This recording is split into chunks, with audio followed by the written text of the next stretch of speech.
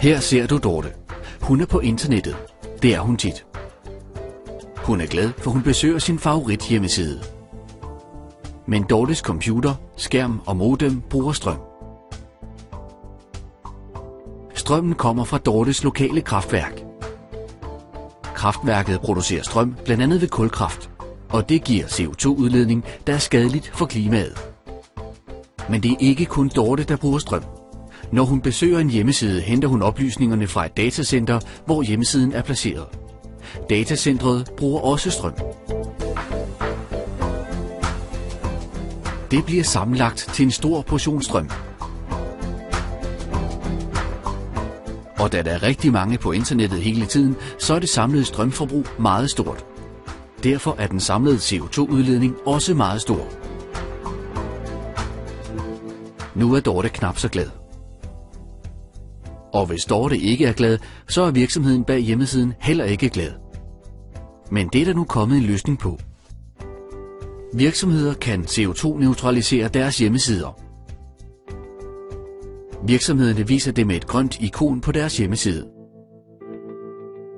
Nu ved Dorte, at hun surfer klimavenligt.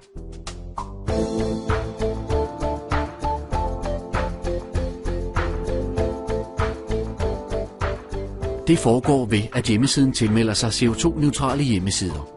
Denne ordning administreres i Danmark af ingenco2.dk. Først beregnes hjemmesidens CO2-udledning. Denne beregning laves af ingenco2.dk.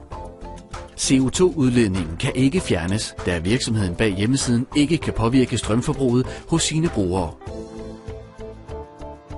Så når CO2-udledningen er beregnet for hjemmesiden, laves en tilsvarende miljøforbedring, som opgjort i sparet CO2, svarer til hjemmesidens CO2-udledning.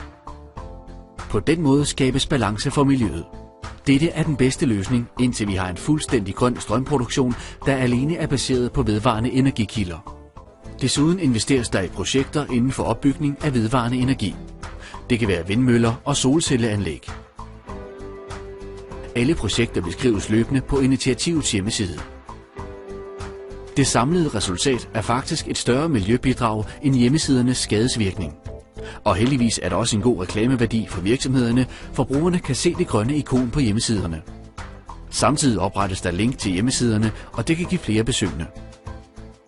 For yderligere information og tilmeld dit website på www.ingenco2.dk.